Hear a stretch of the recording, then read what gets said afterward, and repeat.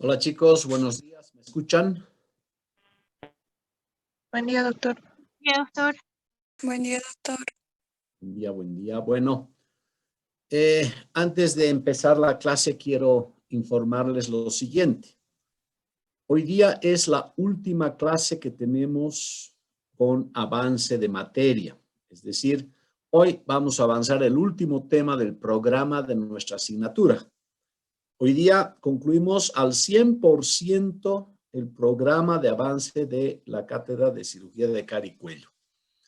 Ahora bien, a partir de la próxima semana, o sea, el próximo martes, nos vamos a volver a reunir aquí en el Zoom para hacer un repaso de los temas que entran al segundo examen parcial.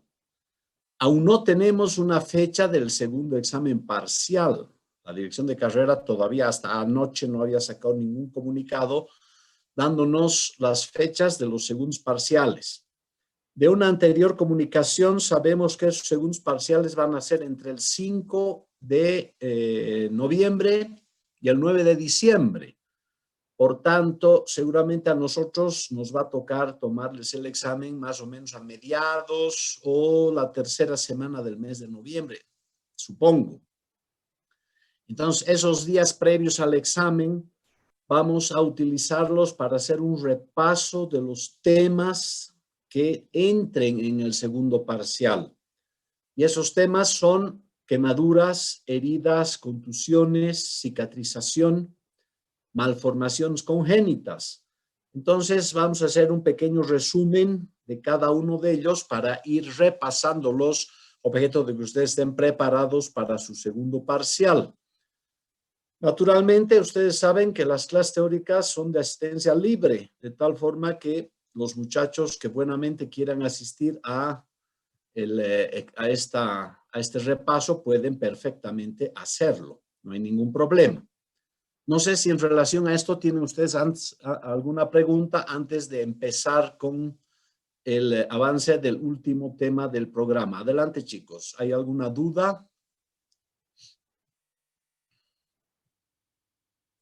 Bueno, en todo caso, entonces vamos a empezar con la clase y nos tenemos que referir hoy en la mañana a una patología infecciosa que afecta a la región cervical. Les voy allá a proyectar, compartir en la pantalla el tema para que ustedes puedan, visualizar las diapositivas que tengo para programarles esto. Si ven, por favor, avísenme si ya se ve, si ya ha cargado todo. Sí, doctor, ya se ve. Ya se ve, muy bien. Entonces tenemos que referirnos, muchachos, hoy en la mañana a la patología cervical infecciosa. Debo decirles que en cuanto a la patología cervical que hemos avanzado a lo largo de este curso, nos hemos referido a malformaciones congénitas, nos hemos referido a tumoraciones y hoy nos toca ver la última parte que son los procesos infecciosos. Y debo aclararles que la patología cervical infecciosa está fundamentalmente descrita a través de una enfermedad que se llama el absceso del piso de la boca o también llamada angina de Ludwig. Ludwig fue un cirujano alemán que a finales del siglo XIX, 1880 más o menos, describe y estudia todo el proceso infeccioso que desarrolla este absceso del piso de la boca que se genera en esa región y que lamentablemente en muy corto tiempo acaba con la vida del paciente. Se dice que la angina de Ludwig o este absceso del piso bucal es de lejos la infección más grave y peligrosa que se pueda constituir en el ser humano, incluso mucho más grave y más peligrosa que la peritonitis. Y ya saben ustedes o conocen que los problemas infecciosos del peritoneo, las llamadas peritonitis, son también lesiones mortales.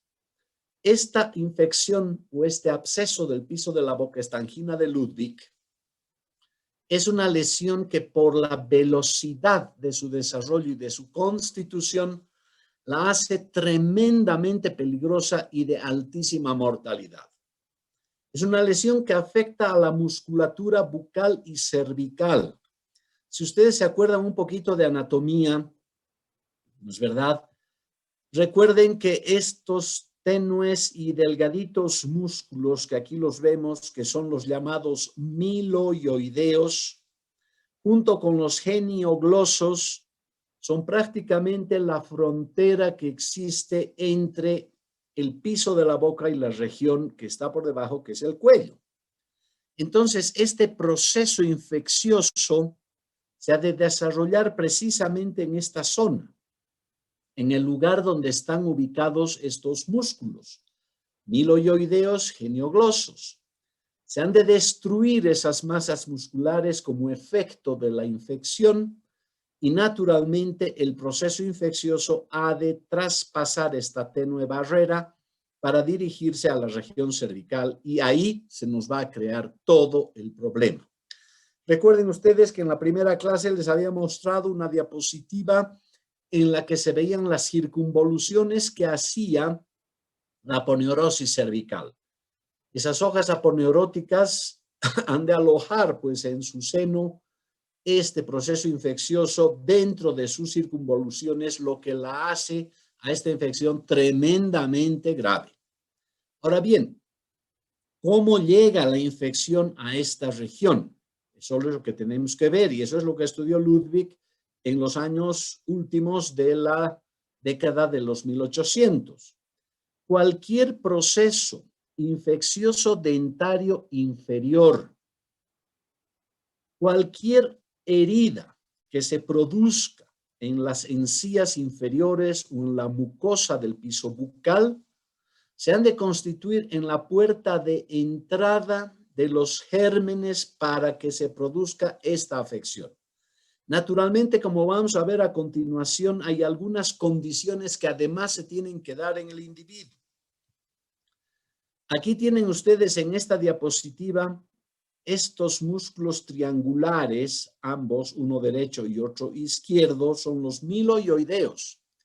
Y estas dos finas tiras musculares longitudinales son los genioglosos.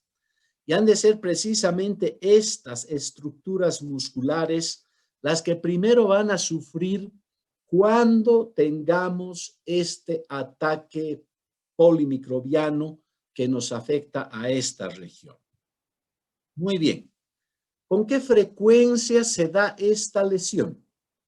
En los Estados Unidos hay un estudio que nos demuestra que de todas las infecciones faciales, la angina de Ludwig ocupa el 3,5% de incidencia. Seguramente en nuestro medio esto es bastante más alto en razón de que las condiciones, como vamos a ver más adelante, la fisiopatología, son bastante más frecuentes en nuestro país, en nuestras zonas rurales, para que este proceso infeccioso se dé. Es una lesión que se presenta en todas las edades. No existe una discriminación de tipo edad en los pacientes que son afectos. Muy frecuente en personas emaciadas. Emaciado es un término que significa baja o de defensas. La emaciación se produce en individuos que están sufriendo un proceso patológico crónico, por ejemplo, un cáncer, por ejemplo, la diabetes. Ese tipo de manifestaciones patológicas generan una baja de defensas, debilitan al individuo, con lo cual los hace más propensos a estos ataques infecciosos. El alcoholismo crónico es otra de las manifestaciones que se dan como preponderantes para facilitar, ¿no es cierto?, la infección de la que estamos hablando. No existe ninguna distinción de sexo ni de raza para que esto tenga mayor preponderancia en su incidencia. De tal suerte, el único factor predisponente, facilitante para que se produzca el absceso del piso de la boca o la angina de Ludwig es precisamente o son precisamente estos estados generales malos de bajas defensas, pacientes alcohólicos crónicos, diabéticos, ¿no es verdad? O pacientes que están sufriendo alguna lesión dentaria inferior.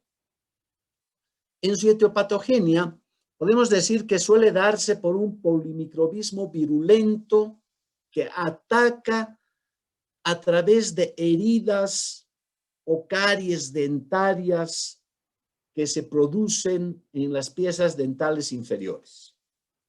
Los gérmenes que saprofíticamente viven en la boca, como ser, por ejemplo, gram positivos, gérmenes gram negativos y fundamentalmente los anaerobios, se asocian los tres y acceden a esta región del piso bucal a través de estas puertas de entrada que les indico, que bien puede ser una pequeña herida, por ejemplo, en las encías inferiores, o bien puede ser una herida en la mucosa del piso bucal, o lo más frecuente, que es lo que hemos visto como acceso a esta región, las piezas dentarias cariadas, descuidadas, ¿no es verdad?, no tratadas, los llamados abscesos dentarios, que son generalmente los elementos que han de facilitar el ingreso de este polimicrobismo virulento hacia la región de la que estamos hablando. En su fisiopatología, nosotros tenemos que reconocer y hemos visto las masas musculares que son las primeras atacadas, fundamentalmente los miloioideos y los genioglosos, ¿no es verdad?, que están situados entre la boca y el cuello, entre el piso bucal y la región cervical. Estos músculos, esas finas capas musculares, miloioideas y genioglosas, por este ataque microbiano, se produce en ellos, en esos músculos, una trombosis arterial nutricia, es decir, las arterias nutricias que alimentan, que oxigenan a esos músculos, por el ataque microbiano se trombosan. Por tanto, esas finas capas musculares, al no tener la suficiente irrigación arterial, han de llegar a necrosarse. Y esa necrosis va a dar lugar a que los anaerobios que también están atacando empiecen a destruir, a comerse, diremos así, a esas masas musculares. Y ese efecto de destrucción necrótico y de fagocitosis que hacen los anaerobios sobre las masas musculares ya necrotizadas, nos han de generar una gran cantidad de gas, un gas que se ha de ir acumulando en las zonas blandas de la región cervical y que ha de ser fácilmente perceptible no solamente a la vista, sino también al tacto. De tal suerte entonces que la afectación muscular por este efecto necrótico y de destrucción que sufren por las bacterias ha de generarnos y nos va a provocar un gran edema y dolor en la región alta en primera instancia del cuello. Un edema que ha de estar circunscrito al reborde mandibular inferior. Ese esfacelo y desintegración de los músculos ha de empezar también a afectar al estado general del paciente. Entonces, en este estudio que hizo Ludwig en 1880, nos está demostrando el origen del proceso que vamos a pasar clínicamente después a describir. Lamentablemente, en el avance de la infección, el tiempo de avance es demasiado rápido. Por tanto, el diagnóstico precoz y el tratamiento adecuado y precoz es la única salvación que ha de tener el paciente. Por eso decimos que en la clínica se pueden reconocer hasta 3 etapas de la manifestación de este proceso. En una primera etapa y producido ya el ataque polimicrobiano y la destrucción de esas masas musculares del piso bucal, como ser las de los genioglossos y los miloioideos, como ya hemos explicado, nos van a generar un edema duro, poco doloroso en primera etapa, circunscrito al reborde mandibular inferior. Si nosotros palpamos ese edema, lo vamos a encontrar duro y no fluctuante. Y también el paciente ha de referir un cierto grado de adormecimiento y sensación de aumento de tamaño de la lengua. Y ya en una segunda etapa clínica, este edema y este dolor ya más manifiesto que al inicio se ha de empezar a desarrollar hacia la región media cervical. En pocas horas, ese edema duro circunscrito al reborde mandibular inferior ha de avanzar prácticamente hasta la línea media cervical. Y ya naturalmente el decaimiento general, la fiebre, el desasosiego que sufre el paciente, manifiesta no poder deglutir, ha de existir disfagia, no va a poder masticar, no va a poder alimentarse, no va a poder ni siquiera tragar la propia salivación. Entonces va a tener que haber un babeo constante y una dificultad manifiesta al hablar. ¿Esto por qué se da? Porque ese edema se traduce además de un proceso inflamatorio hacia todo el piso de la boca, impulsando a la lengua contra el paladar, de tal suerte que en esta segunda etapa, el paciente, además de un edema doloroso en la región media ya del cuello, duro, no fluctuante, y con estas manifestaciones que les indico, de no poder deglutir, de disfagia, de babeo, de dificultad incluso al hablar, de desasosiego, de fiebre y temperatura alta, caracterizan, ¿no es verdad?, hacia la segunda etapa clínica. Ya en una etapa terminal, una tercera etapa clínica que se la reconoce como la fase terminal de la infección, hay incluso una intensa dificultad respiratoria en el paciente. El paciente ya no puede incluso respirar. Está completamente desasosegado. Adopta una posición semisentada para que por gravedad el edema descienda un poco y le permita facilitar, ¿no es verdad?, la respiración.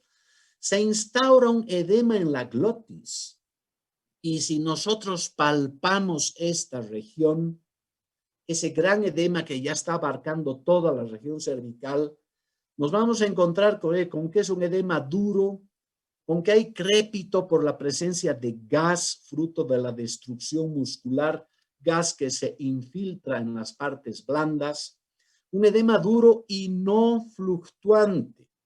Y este es el tremendo error de la característica que este edema tiene, que induce a errar al médico.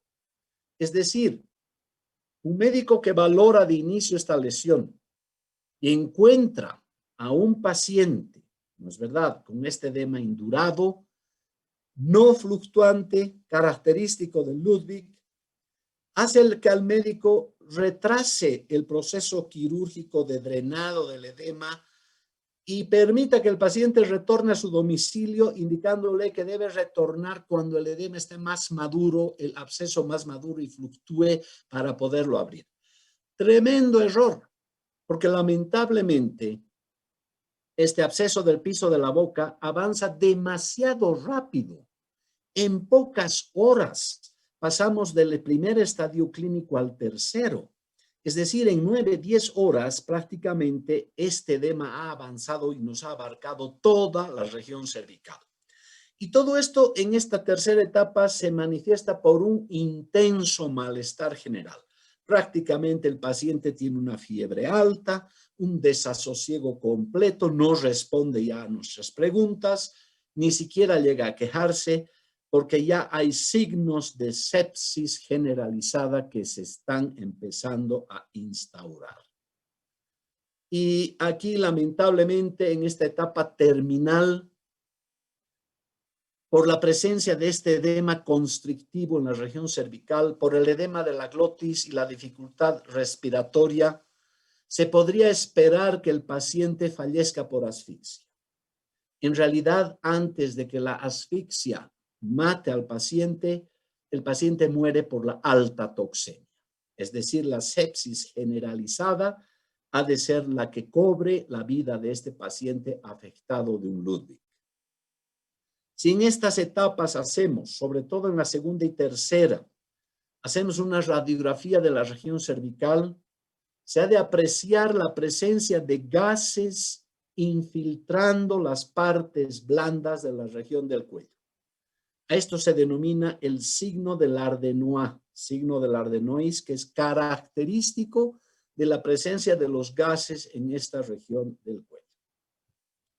Aquí tenemos un paciente de unos 30 años de edad más o menos, que presentó por un absceso dentario de una muela del tercer molar inferior derecho este proceso infeccioso de Ludwig. Este ya es un caso de segunda etapa.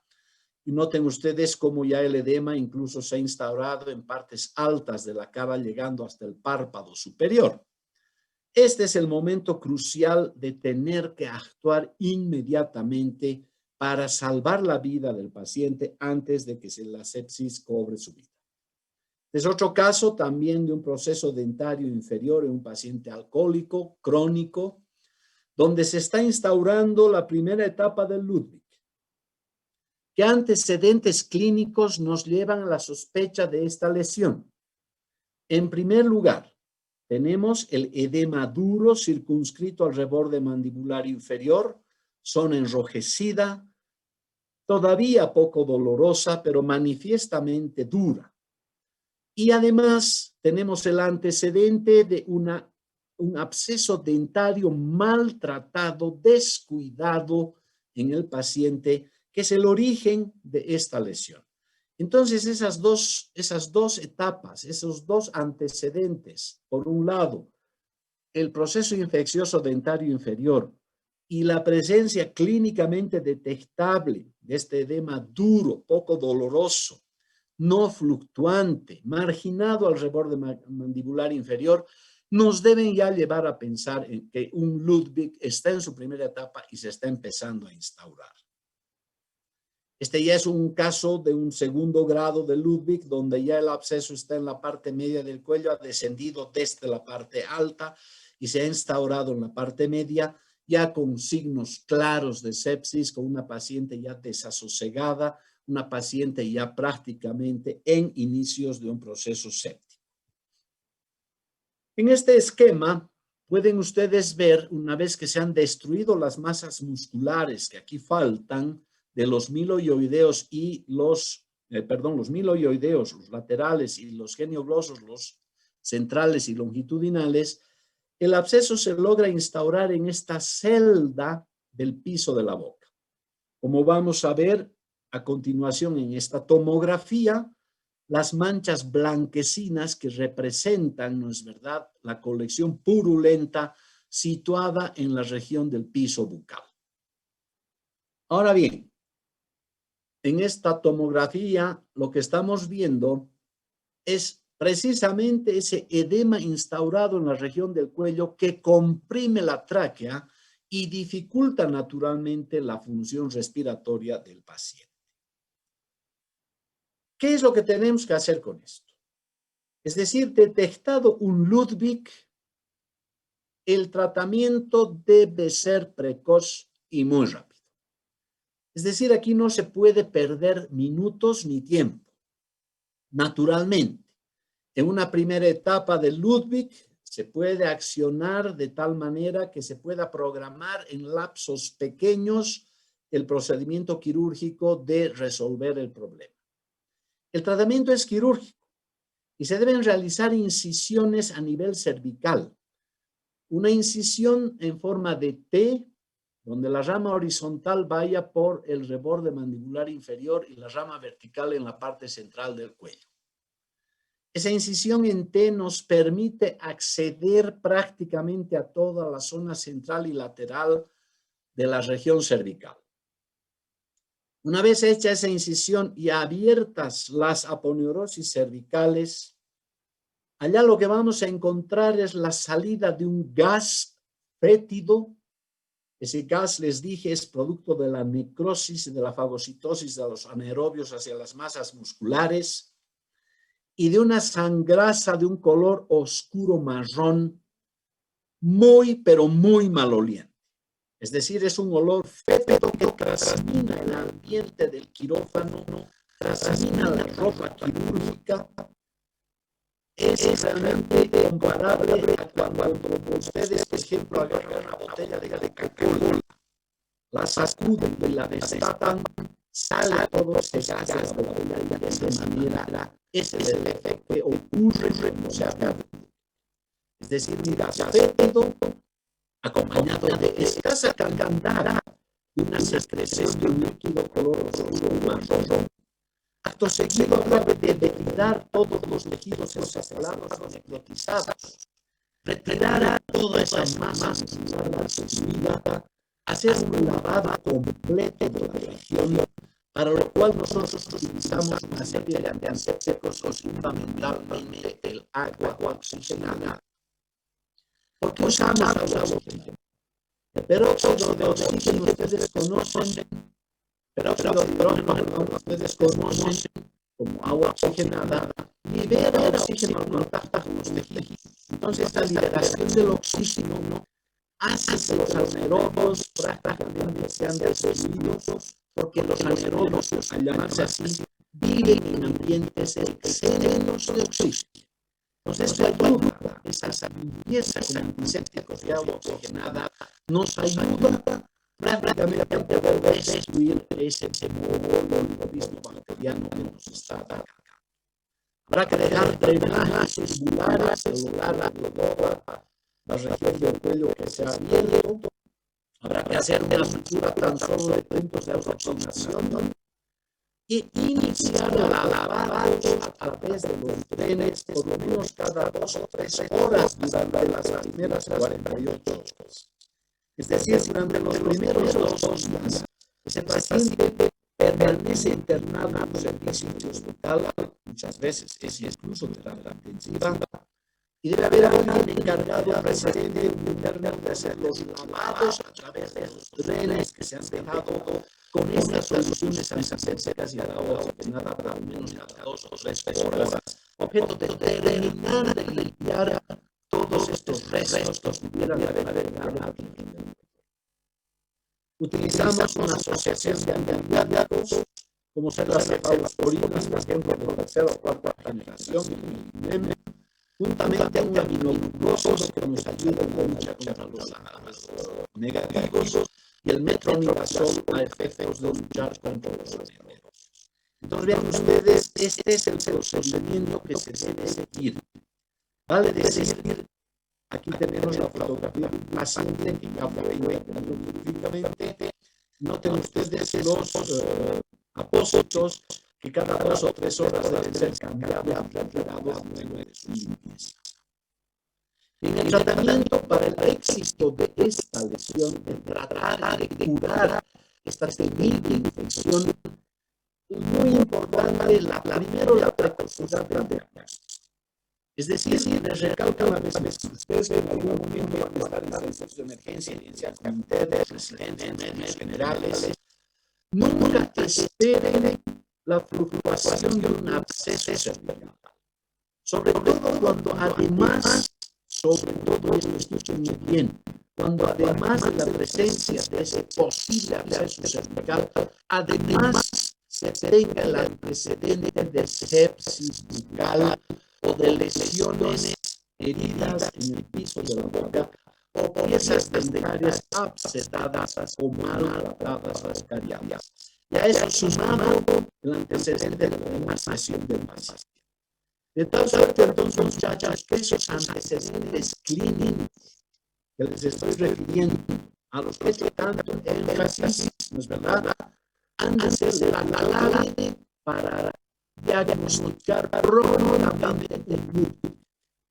Y a partir de este diagnóstico del Ludwig debe necesariamente el tratamiento precoz que ha de ser el único que puede mejorar el diagnóstico, que además es altamente moral y de muy mal costo.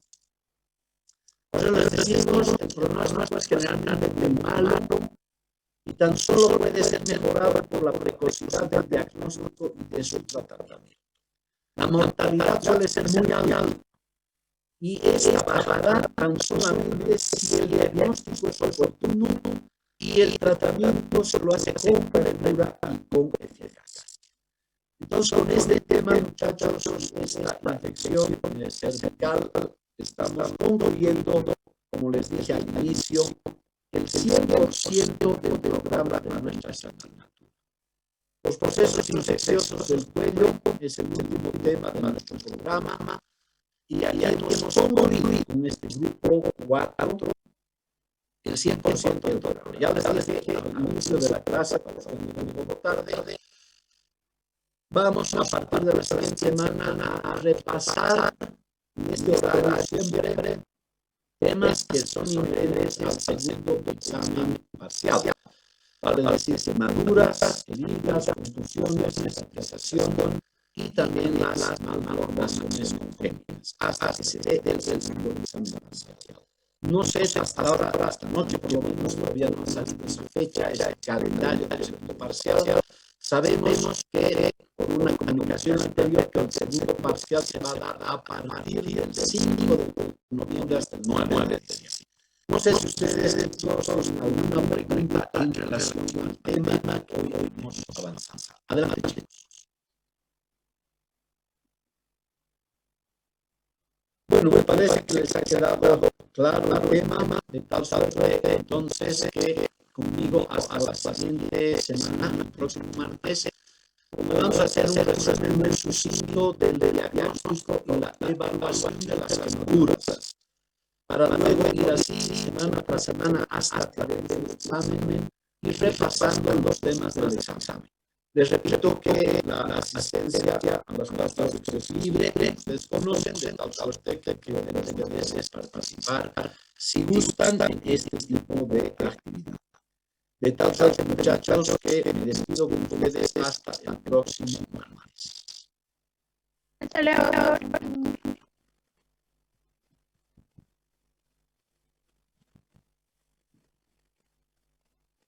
Muchas gracias, doctor. Hasta luego. Entonces,